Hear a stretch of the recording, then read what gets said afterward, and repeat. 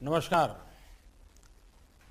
सबसे पहले मैं राष्ट्रपति रहमोन को एससीओ काउंसिल की सफल अध्यक्षता के लिए बधाई देता हूं। ताजिक प्रेसिडेंसी ने चुनौतीपूर्ण वैश्विक और क्षेत्रीय माहौल में इस संगठन का कुशलता से संचालन किया है। ताजिकिस्तान की आजादी की 30वीं वर्षगांठ के इस वर्ष में मैं पूरे भारत की ओर से सभी ताजिक भाई बहनों को और राष्ट्रपति रहमोन को बहुत बहुत बधाई और शुभकामनाएं देता हूं। एक्सेलेंसीज, इस साल हम एससीओ की भी 20वीं वर्षगांठ मना रहे हैं। यह खुशी की बात है कि इस शुभ अवसर पर हमारे साथ नए मित्र जुड़ रहे हैं। मैं ईरान का एससीओ के नए सदस्य देश के रूप में स्वागत करता हूं।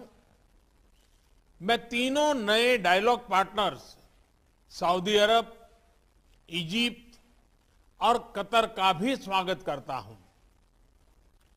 एससीओ का एक्सपेंशन हमारी संस्था का बढ़ता प्रभाव दिखाता है। नए मेंबर और डायलॉग पार्टनर से एससीओ भी और मजबूत और क्रेडिबल बनेगा। एक्सेलेंसी, एससीओ की 20वीं वर्षगांठ इस संस्था के भविष्य के बारे में सोचने के लिए भी उपयुक्त अवसर है। मेरा मानना है कि इस क्षेत्र में सबसे बड़ी चुनौतियां शांति, सुरक्षा और ट्रस्ट डेफिसिट से संबंधित है और इन समस्याओं का मूल कारण बढ़ता हुआ रेडिकलाइजेशन है।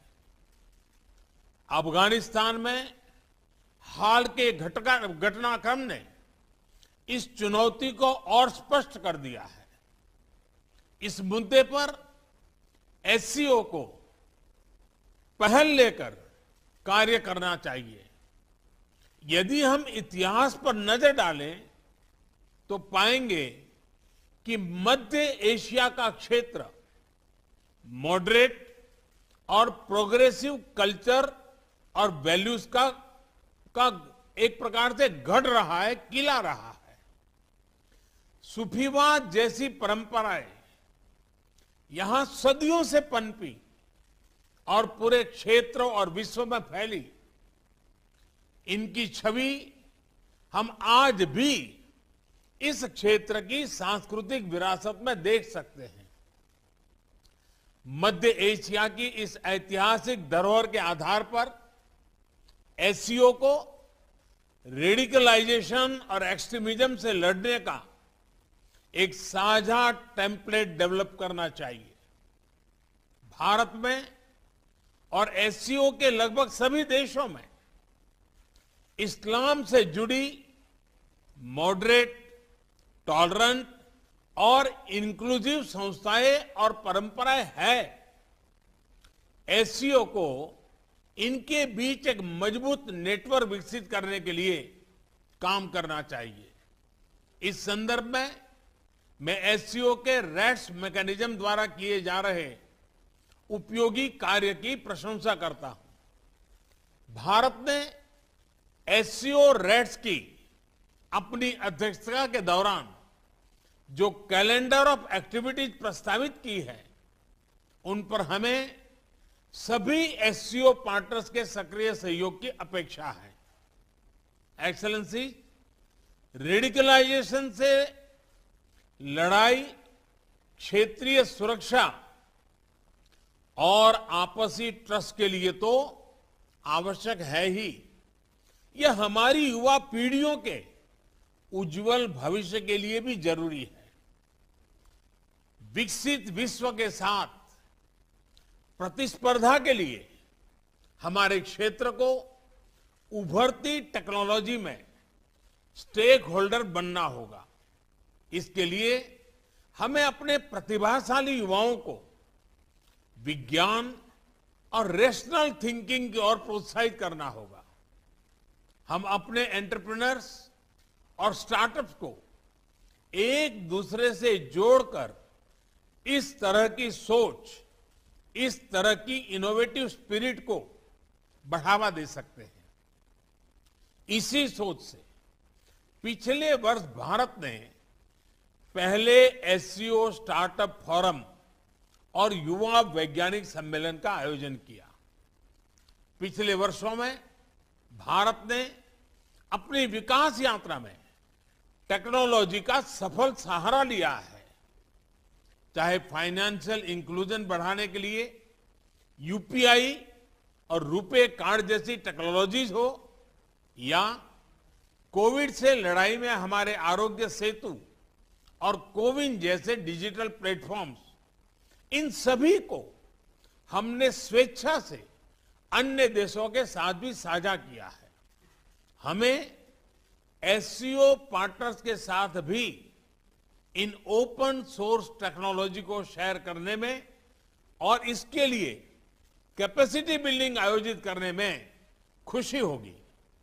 एक्सेलेंसी, रेडिकलाइजेशन और असुरक्षा के कारण इस क्षेत्र का विशाल आर्थिक पोटेंशियल भी अनटैप रह गया है। खनिज संपदा हो या इंट्रा एससीओ ट्रेड, इनका पूर्ण लाभ उठाने के लिए हमें आपसी कनेक्टिविटी पर जोर देना होगा। इतिहास में सेंट्रल एशिया की भूमिका प्रमुख क्षेत्रीय बाजारों के बीच एक कनेक्टिविटी ब्रिज की रही है। यही इस क्षेत्र की समृद्धि का भी आधार था।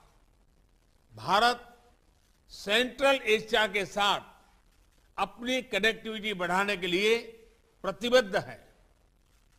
हमारा मानना है कि लैंडलॉक्ड सेंट्रल एशियाई देशों को भारत के विशाल बाजार से जुड़कर अपार लाभ हो सकता है। दुर्भाग्यवश आज कनेक्टिविटी के कई विकल्प उनके लिए खुले नहीं हैं। ईरान के चाबाहर पोर्ट में हमारा निवेश और इंटरनेशनल नॉर्थ साउथ कॉरिडोर के प्रति हमारा प्रयास इसी वास्तविकता से प्रेरित है। एक्सेलेंसी, कनेक्टिविटी की कोई भी पहल वन वे स्ट्रीट नहीं हो सकती। आपसी ट्रस्ट सुनिश्चित करने के लिए कनेक्टिविटी प्रोजेक्ट को कंसल्टेटिव, पारदर्शी और पार्टिसिपेटरी होना चाहिए। इनमें सभी देशों की टेरिटोरियल इंटीग्रिटी का सम्मान निहित होना चाहिए। इन सिद्धांतों के आधार पर एससीओ को क्षेत्र में कनेक्टिविटी प्रोजेक्ट्स के लिए उपयुक्त नॉर्म्स विकसित करने चाहिए। इसी से हम इस क्षेत्र की पारंपरिक कनेक्टिविटी को पुनः स्थापित कर पाएंगे और तभी कनेक्टिविटी प्रोजेक्ट्स हमें जोड़ने का काम करेगी, न कि हमारे बीच दूरी बढ़ाने का।